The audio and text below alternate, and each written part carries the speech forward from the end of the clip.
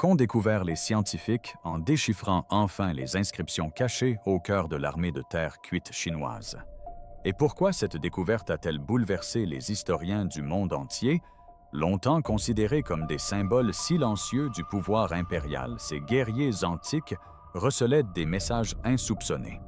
Grâce aux technologies modernes, des couches scellées depuis plus de 2 ans ont été révélées, et la vérité qui a émergé a remis en question tout ce que nous pensions savoir sur leur signification.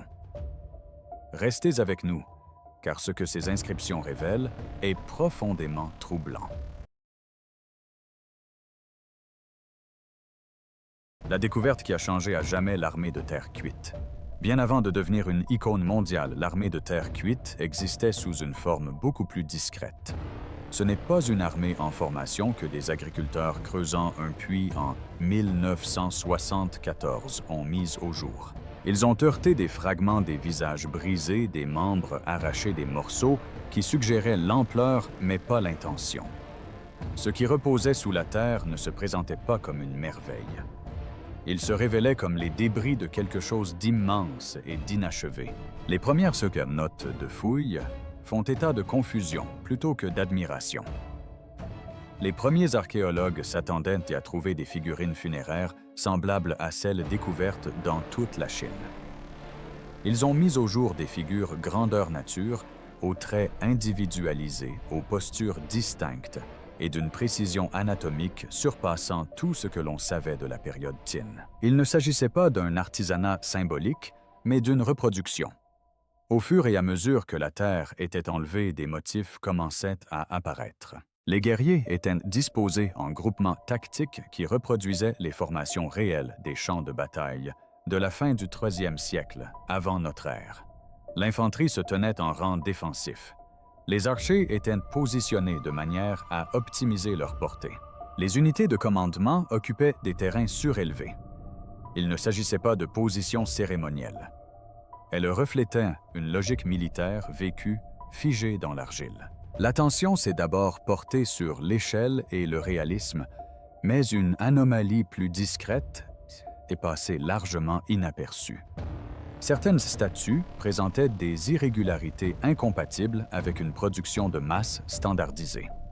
L'écartement des doigts variait. Les proportions du visage présentaient de subtiles variations.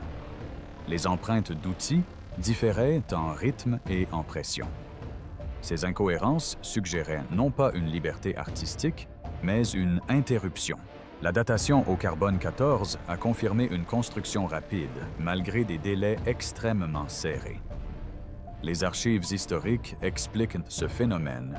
Qin Shi Huang a commencé la construction de son mausolée immédiatement après son accession au trône. Des centaines de milliers de travailleurs furent enrôlés de force. Nombre d'entre eux ne quittèrent jamais le chantier. L'armée ne fut pas constituée sur plusieurs générations, mais dans l'urgence. Les édits impériaux de l'époque mettaient l'accent sur le contrôle, le secret et l'obéissance. Les travailleurs étaient répartis en unités isolées. La communication entre les équipes était restreinte. Les connaissances étaient cloisonnées. Chaque groupe accomplissait sa tâche sans comprendre le projet global.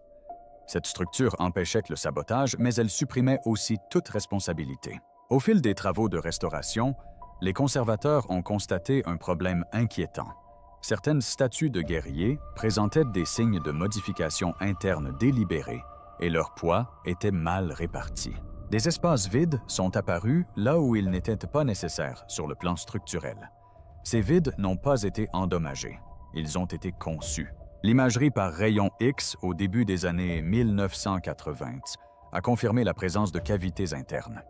Dans un premier temps, on a considéré ces cavités comme des aménagements pratiques visant à réduire le poids des statues. Cependant, une analyse comparative a montré que de nombreuses statues n'avaient en réalité pas besoin d'être évidées. Le choix de les modifier de l'intérieur n'a apporté aucun avantage structurel. Plus inquiétant encore était l'emplacement de ces cavités. Elles n'étaient pas apparues au hasard. Elles se regroupaient près du torse, derrière le visage et dans la région thoracique.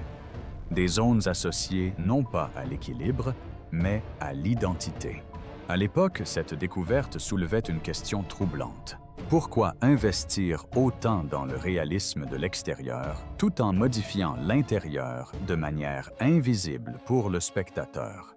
Il n'y avait aucune motivation esthétique, aucune explication fonctionnelle, seulement une intention. Les organismes de financement ont mis en garde contre les risques. Le tourisme était en plein essor. Le site suscitait la fierté nationale. Les interprétations qui complexifiaient le récit de la gloire impériale étaient découragées. Des rapports ont été rédigés, mais sans approfondissement. Les priorités de recherche se sont orientées vers la préservation plutôt que vers l'interprétation. Pourtant, l'anomalie est restée enchâssée dans l'argile. Une armée d'un réalisme sans pareil, construite dans le secret, modifiée de l'intérieur et enfouie à jamais. Ce qui avait commencé comme un symbole de puissance laissait désormais présager tout autre chose. Non pas une célébration, mais une préparation. Si ces statues n'ont jamais été destinées à être admirées, alors à quoi servaient-elles? Restez avec nous pour en savoir plus. Des messages gravés là où le regard n'aurait jamais dû se poser. La question du sens a recentré l'attention sur l'intérieur. Une fois les cavités internes identifiées, les chercheurs ont commencé à examiner des surfaces généralement négligées par les équipes de restauration des zones cachées lors de l'exposition des creux pressés contre les plaques de blindage. Des rainures sous les plis d'argile stratifiés. Ces zones étaient invisibles lorsque les guerriers étaient intacts, même dans l'Antiquité. Lors d'un nettoyage minutieux à la fin des années 1980, des restaurateurs travaillant sur des torses fragmentés ont remarqué de légères incisions à l'intérieur des articulations des boucliers et sous les coutures des tuniques. Les marques étaient faibles, irrégulières, et souvent interrompues comme gravées à la hâte ou en secret. Ce n'étaient pas des ornements. Elles se manquaient de symétrie. Certaines semblaient délibérément dissimulées sous des couches d'argile ultérieures. Contrairement aux inscriptions extérieures que l'on trouve sur les armes ou les briques, ces marques ont été apposées après le façonnage initial, mais avant la cuisson. Cela signifie que les sculpteurs travaillaient, alors que l'argile était encore malléable, incrustant ainsi les symboles de manière permanente à l'intérieur de la statue. Une fois cuites, les marques étaient inaltérables et ne pouvaient être effacées sans être détruites. Ce qui inquiétait le plus les chercheurs, c'était leur emplacement. Plusieurs inscriptions se trouvaient à des endroits où l'argile avait scellé l'objet des zones inaccessibles après l'assemblage. Ces signatures n'étaient pas destinées à être consignées dans les archives. Aucun superviseur ne les verrait. Aucun inspecteur ne les vérifierait. Leur public n'était pas humain. Lorsque des marques similaires apparurent dans différentes fosses, le schéma devint plus difficile à ignorer. Elles se retrouvaient sur les fantassins, les archers et les chars, mais jamais sous une forme identique. Chaque groupe était unique. Aucune séquence ne se répétait. Quel que soit le message qu'il véhiculait, il n'était pas standardisé. Des linguistes ont été invités à examiner des frottages haute résolution. Au premier abord, les gravures ressemblaient à des caractères simplifiés. À y regarder de plus près, l'ordre des traits différait subtilement. Les lignes étaient courbes, là où elles devaient s'interrompre. Les proportions ne respectaient pas les règles calligraphiques établies lors de l'unification de l'écriture. L'orientation était encore plus inhabituelle. Certaines inscriptions étaient verticales. D'autres formaient des spirales sur les surfaces intérieures. Plusieurs étaient placés à l'envers par rapport à la posture de la statue. Ces textes n'étaient pas conçus pour être lus aisément. Ils étaient destinés à exister, non à communiquer de manière conventionnelle. Les rapports de fouilles témoignent de cette hésitation. Les équipes ont débattu de la pertinence de classer ces inscriptions comme graffiti-notes de chantier ou vestiges rituels. Aucune catégorie ne s'avère parfaitement satisfaisante. Les inscriptions rituelles découvertes dans des contextes funéraires connus étaient généralement externes, visibles et stéréotypées. Ces incisions étaient dissimulées, irrégulières et profondément personnelles dans leur exécution. Un chercheur a noté un détail troublant dans son journal de terrain, la pression exercée variait considérablement au sein d'une même séquence. Certaines lignes étaient superficielles et hésitantes. D'autres étaient tracées avec force. Cette irrégularité suggérait des fluctuations émotionnelles lors de la sculpture plutôt qu'une répétition mécanique. Un examen plus approfondi a révélé que les outils utilisés n'étaient pas des instruments de gravure standards. Des stries microscopiques correspondaient à des instruments improvisés, probablement des bâtonnettes de bois taillées ou des fragments d'os. Les ateliers officiels fournissaient des outils en bronze. Ces marques ont été faites avec tout ce qui pouvait être dissimulé. À mesure que la sensibilisation augmentait, l'accès s'est restreint. Certaines fosses ont été interdites d'accès. La documentation s'est ralentie. Les photographies des marquages intérieurs se sont raréfiées. Dans les publications ultérieures, les références ont été réduites à des notes de bas de page ou tout simplement omises. Malgré la dissimulation, les preuves avaient déjà fait basculer l'enquête. Il ne s'agissait pas de simples décomptes administratifs, ni de marques de contrôle qualité. Ellsworth ont placé là où leur découverte n'était jamais envisagée à l'aide d'outils jamais autorisés d'une manière qui défiait toute classification. Si ces gravures étaient destinées à perdurer sans être vues, que préservaient-elles donc et à qui s'adressaient-elles? Venez explorer avec nous les recoins cachés de cette histoire. Quand l'écriture cesse d'être de l'écriture. Une fois la nature intentionnelle des inscriptions cachées reconnue, les chercheurs se trouvèrent confrontés à un nouveau problème: les symboles refusaient de se comporter comme un langage. Les méthodes épigraphiques traditionnelles échouèrent presque immédiatement. Ils n'y savaient ni grammaire cohérente, ni ordre des traits stable, ni hiérarchie des signes identifiables. Ces marques résistaient à tous les systèmes de classification connus de l'écriture chinoise ancienne. Des relevés détaillés révélaient un espacement irrégulier qui défiait le rythme linguistique. Les caractères s'entassaient puis se séparaient soudainement. Certaines séquences s'interrompaient brusquement, laissant des traits inachevés. D'autres se chevauchaient, comme gravés, sans souci de lisibilité. Ce n'est pas ainsi que les scribes étaient formés à l'écriture sous la dynastie Qin. L'analyse statistique n'a fait qu'accroître la confusion. La fréquence des traits, une fois cartographiée, ne correspondait pas aux écritures connues de cette période. Les caractères fréquents que l'on attendait dans les textes administratifs ou rituels étaient absents. En revanche, des formes rares apparaissaient de manière répétée, mais jamais dans le même ordre. Il en résultait un motif sans répétition. Un linguiste a décrit ces séquences comme structurellement instables. Elles ne s'enchaînaient ni de gauche à droite, ni de haut en bas, de manière systématique. Leur direction changeait en milieu de ligne. Les symboles tournaient sans prévenir. À plusieurs reprises, les gravures semblaient revenir à leur point de départ, formant des boucles plutôt que des phrases. Ce comportement remettait en question l'idée même que ces marques étaient destinées à être lues. Les systèmes d'écriture sont conçus pour la transmission. Ces inscriptions semblaient conçues pour la rétention. Le sens ne progressait pas. Elles se repliaient sur elles-mêmes.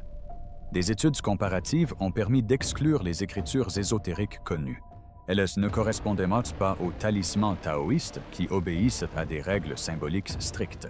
Elles différaient de l'écriture oraculaire qui utilise des structures divinatoires prévisibles. Elles ne partageaient rien avec la sténographie juridique employée par les administrateurs Qin.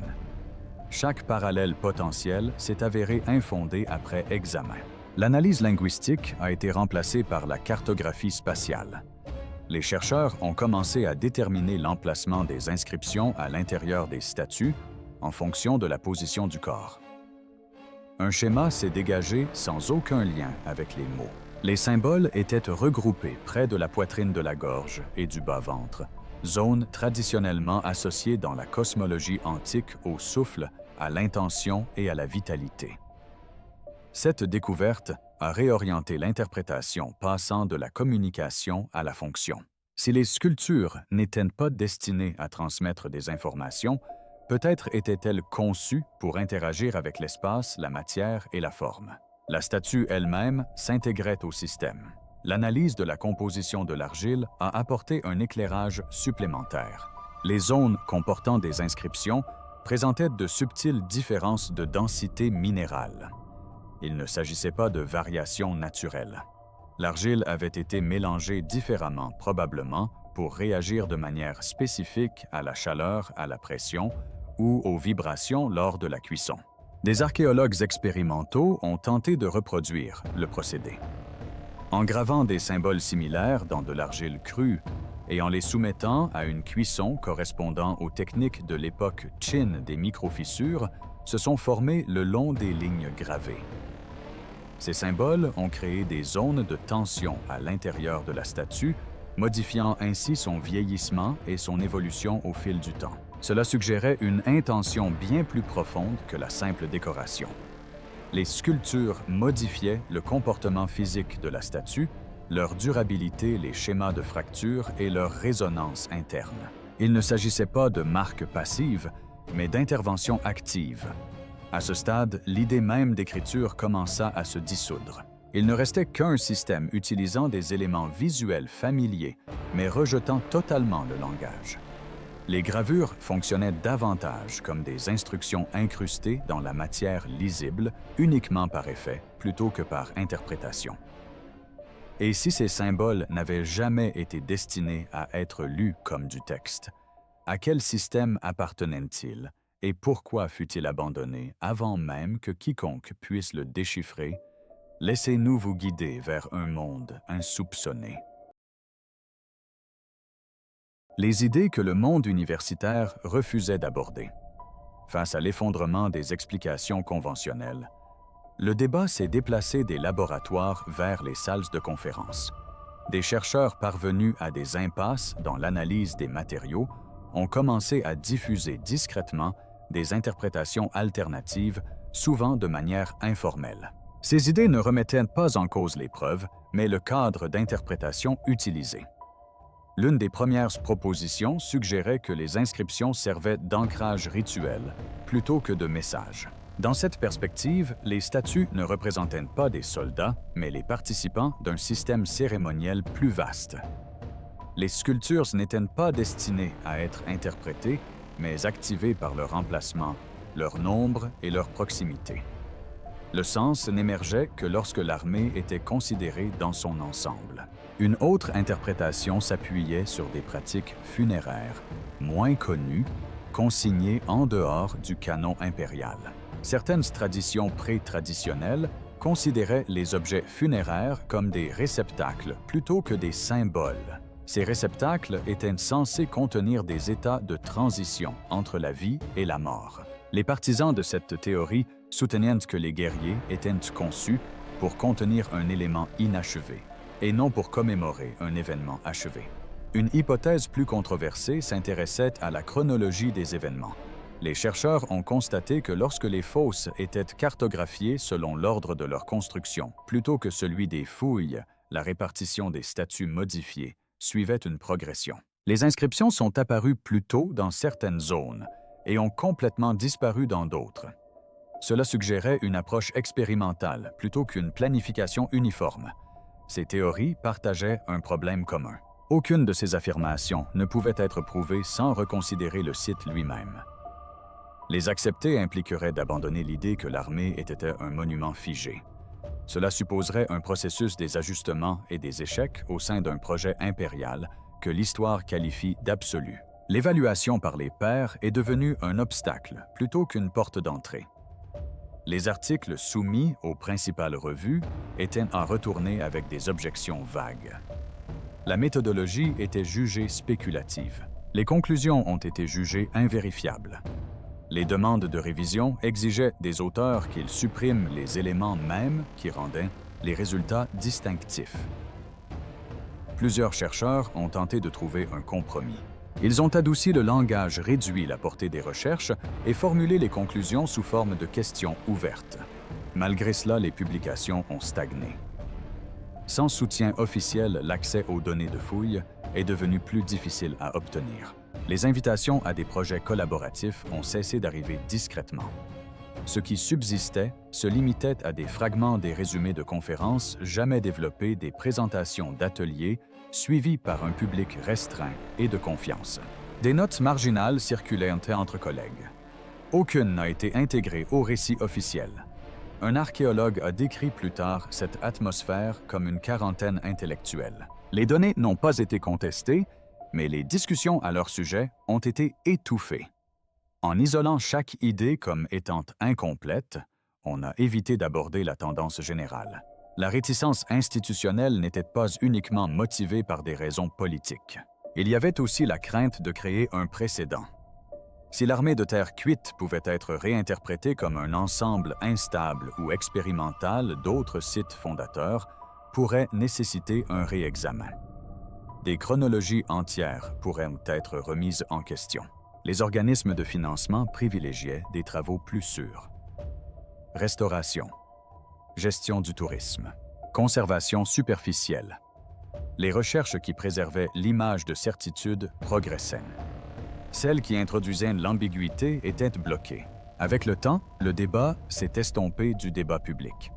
On conseillait aux jeunes chercheurs d'éviter le sujet s'ils aspiraient à une carrière. Les personnalités les plus éminentes ont pris leur retraite sans publier leurs travaux. Il en résulta une archive d'idées restée lettre morte. Le refus lui-même devint donné. Lorsqu'un sujet résiste à toute explication interdisciplinaire, la raison n'est souvent pas un manque de preuves, mais un excès d'implication. Les idées qui sous-tendaient ces inscriptions n'ont pas échoué par faiblesse. Elles ont échoué parce qu'elles pointaient vers une voie que personne ne souhaitait explorer. Quels furent les résultats lorsqu'on tenta de mettre à l'épreuve simultanément toutes ces pistes de réflexion indépendantes qui avaient été abandonnées? Restez avec nous pour découvrir la suite. Les expériences qui se sont terminées sans résultat. Finalement, la spéculation a cédé la place à l'impatience. Un petit nombre de chercheurs ont conclu que l'interprétation seule ne permettrait jamais de résoudre la question. Si le système ne pouvait être expliqué théoriquement, il fallait le tester physiquement. Ces efforts n'ont pas débuté sous forme de programmes officiels. Il s'agissait d'essais limités approuvés en interne et présentés comme des études de conservation.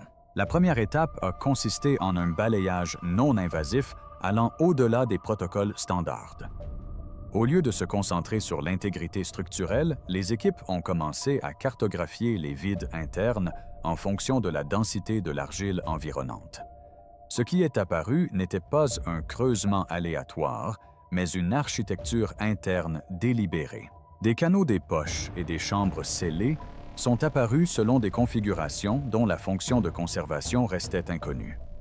Encouragé par ces résultats, une décision controversée fut prise. Plusieurs statues endommagées déjà trop fragmentées pour être exposées au public furent sélectionnées pour une ouverture partielle. L'opération s'est déroulée hors site, dans des conditions de stricte confidentialité. Aucun accès presse n'a été accordé. La documentation était minimale. À l'intérieur, les chercheurs ont découvert une construction par strates inédite dans la statuaire de l'époque Qin. Certains espaces internes étaient tapissés de mélanges d'argile plus fins. D'autres contenaient des traces de résidus incompatibles avec la présence de terre funéraire. L'analyse chimique a révélé la présence passée de matière organique sans toutefois pouvoir en déterminer la nature exacte. Des spécialistes en traduction ont de nouveau été sollicités, cette fois-ci pour collaborer avec des chercheurs en sciences des matériaux. Leur tâche ne consistait pas à déchiffrer des symboles, mais à observer comment les séquences gravées correspondaient aux caractéristiques internes. Dans plusieurs cas, les inscriptions correspondaient précisément à des cavités scellées, comme si elles marquaient des emplacements plutôt que de transmettre un langage.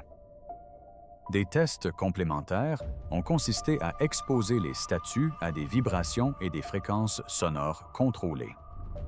Ces tests reposaient sur un modèle hypothétique suggérant que les statues interagissaient acoustiquement avec leur environnement. Soumises à des fréquences basses spécifiques des micromouvements, ont été détectés le long des zones de contrainte sculptées identifiées précédemment. Les statues ont cependant réagi de manière subtile. Ces résultats n'ont jamais fait l'objet d'une publication officielle. À mi-parcours de la phase de test, la surveillance s'est intensifiée brusquement. Des examinateurs externes ont été désignés. Les contrôles d'accès ont été renforcés. Les demandes d'analyse complémentaires ont été refusées sans explication. En quelques mois, le projet a perdu tout soutien institutionnel. Aucun article final n'a été remis. Aucune conclusion n'a été publiée. Le matériel a été réaffecté. Les membres de l'équipe ont été mutés dans des services sans lien avec leur domaine d'activité. Certains contrats n'ont pas été renouvelés. Les vestiges des expériences n'existent plus que de manière indirecte. Des lacunes subsistent dans les inventaires, des ensembles de données incomplets archivés sans résumé. Des références à des codes de projet qui ne mènent nulle part.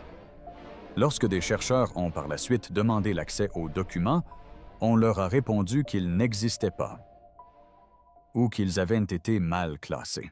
Plusieurs participants ont par la suite reconnu leur implication, mais seulement en privé. Leurs récits divergeaient sur les détails, mais s'accordaient sur le résultat. Le travail avait franchi une frontière invisible, non pas parce qu'elle réfutait l'histoire établie, mais parce qu'elle introduisait des variables incontrôlables. Un ancien conservateur a décrit un moment où la discussion s'est brutalement interrompue, sans prévenir. Pas de débat. Un jour, le travail était encouragé. Le lendemain, on faisait comme s'il n'avait jamais existé. Officiellement, on évoquait un réalignement budgétaire et des impératifs de préservation. Officieusement, on craignait que des tests supplémentaires ne transforment le site d'un monument commémoratif en un lieu fonctionnel dynamique et non résolu. Son effacement lui-même devint le signal le plus fort. On abandonne rarement une recherche aussi complètement à moins que ses conséquences ne dépassent son intérêt. Les expériences n'ont pas échoué. Elles ont été interrompues. Imaginez que des tests physiques révèlent des résultats inexplicables. Que se passerait-il lorsque la technologie serait capable d'obtenir des réponses sans autorisation? Suivez-nous tandis que les secrets s'assombrissent. La technologie révèle les voies enfouies dans l'argile. Des années après l'abandon des expériences, le progrès est arrivé d'une manière inattendue. Les avancées en imagerie non destructive développées pour l'aérospatiale et le diagnostic médical ont commencé à se diffuser en archéologie. Ces outils ne nécessitaient pas d'autorisation des autorités chargées des fouilles.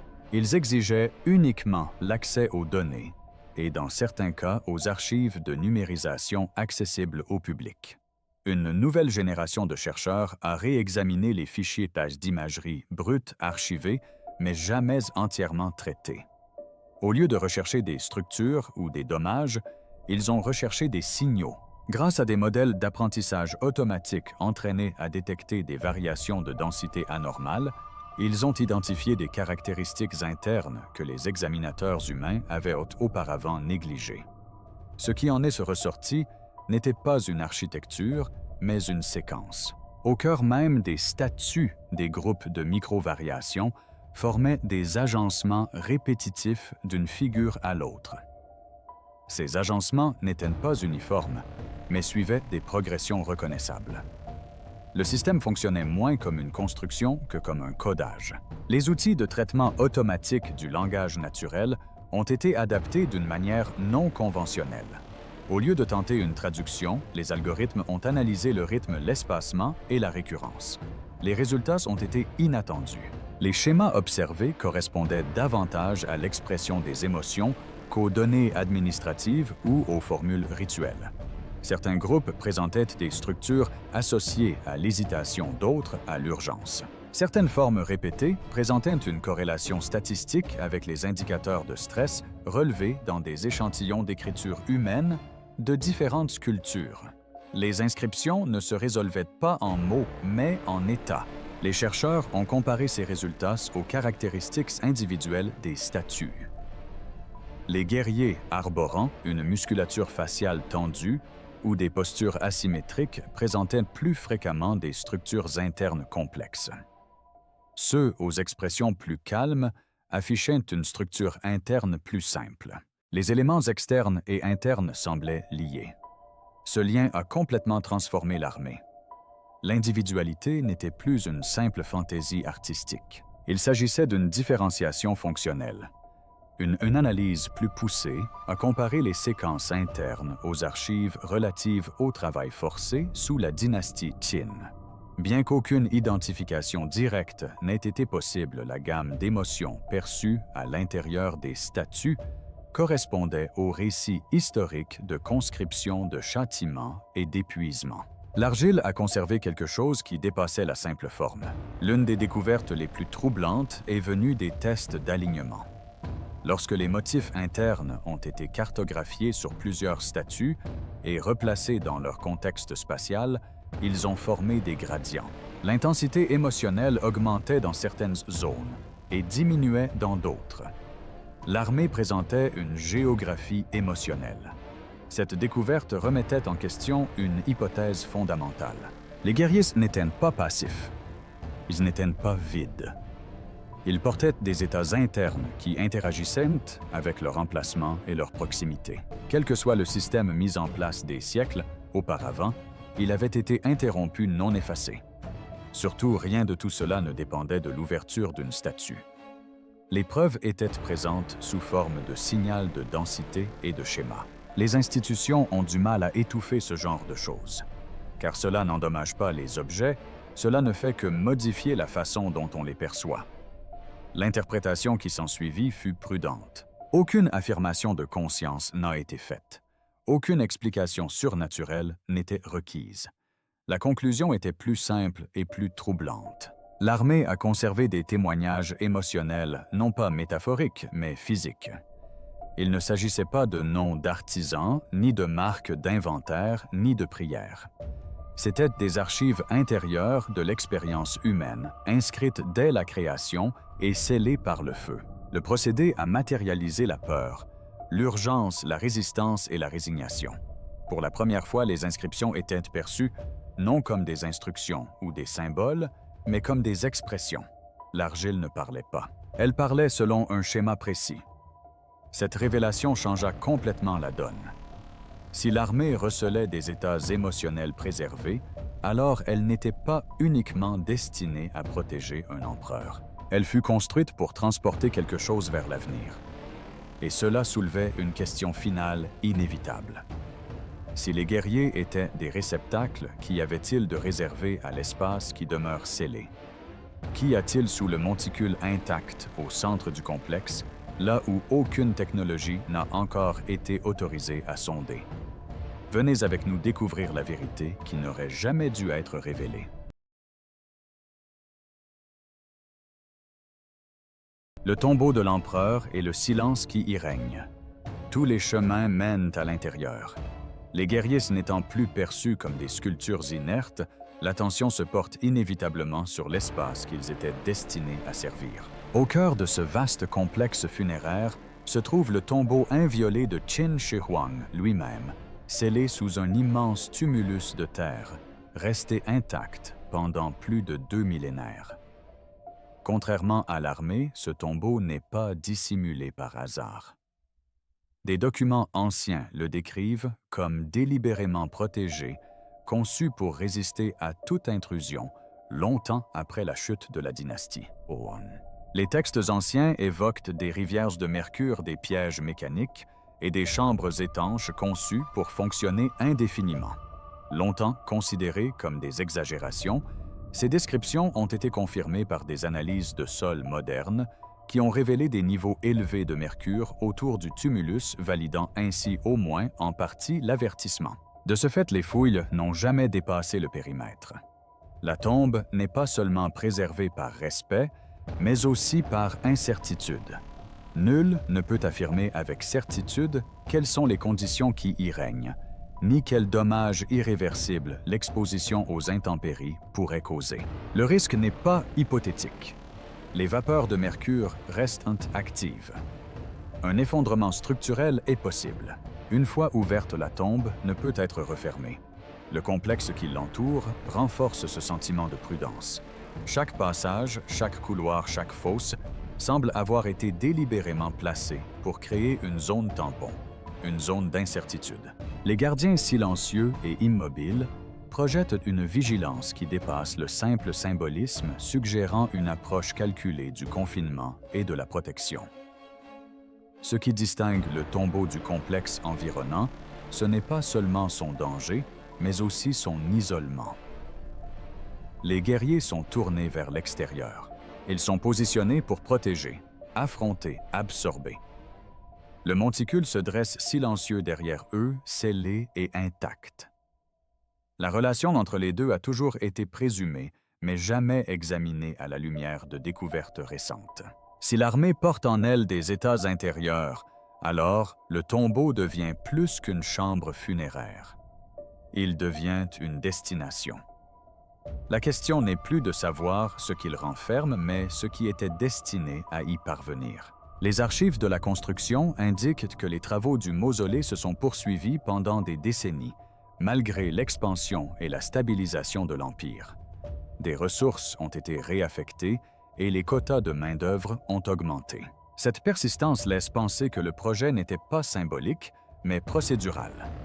Il fallait que quelque chose soit fait correctement et pas seulement de manière impressionnante. Des études cartographiques montrent que les fosses militaires ne sont pas disposées aléatoirement autour du tumulus. Leur orientation suit les points cardinaux avec de subtiles variations d'une fosse à l'autre.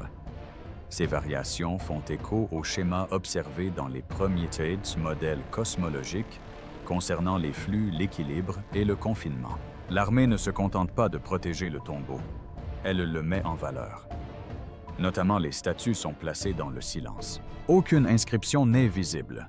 Aucune déclaration de pouvoir n'apparaît.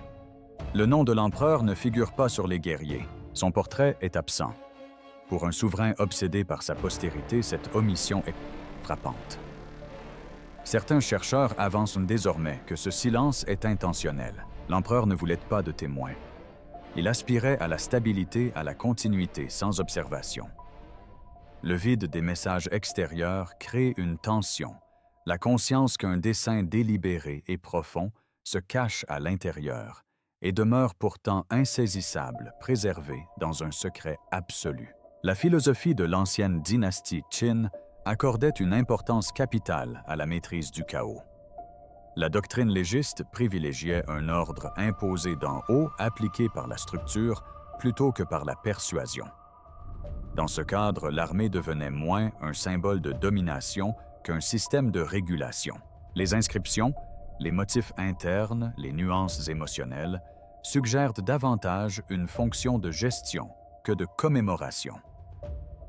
Le tombeau pourrait alors représenter le lieu de confinement ultime non pas d'un trésor, ni même d'un corps, mais d'états accumulés lors de sa construction. Les guerriers sont tournés vers l'extérieur, car leur rôle n'a jamais été de protéger ce qui se trouvait à l'intérieur des vivants. Leur rôle était d'empêcher que ce qu'ils transportaient ne s'échappe. Cette interprétation explique la réticence à ouvrir le tombeau. L'archéologie vise généralement à révéler des informations. Ici, la retenue a prévalu non par superstition, mais parce que chaque progrès a fait que le tumulus scellé est apparu moins comme un mystère et plus comme une frontière. Même la technologie moderne hésite. Le radar à pénétration de sol a connu des limitations. Les analyses approfondies sont limitées. Les raisons invoquées sont liées à la conservation, mais le résultat est le même. Le centre reste intact. Ce qui demeure, c'est l'absence. Aucune confirmation définitive, aucune conclusion. L'armée a livré ses secrets à contre-cœur strate après strate, sans jamais désigner directement le cœur du complexe. Le tombeau demeure la dernière énigme, non pas parce qu'il recèle des réponses, mais parce que son ouverture pourrait contraindre à redéfinir la vocation même du site. L'armée de terre cuite n'a jamais été conçue pour être admirée seule. Il faisait partie d'un système conçu pour perdurer, se réguler et rester invisible. Ce système existe encore intact et silencieux, sous un monticule que personne n'a osé franchir. Tant que ce silence persiste, une vérité demeure irrésolue. Avez-vous été surpris par les découvertes des scientifiques au sein de l'armée de terre cuite? et par la façon dont cette révélation a bouleversé notre compréhension du tombeau de l'empereur et de ceux qui l'ont bâti, dites-nous quel aspect de cette découverte vous a le plus interpellé.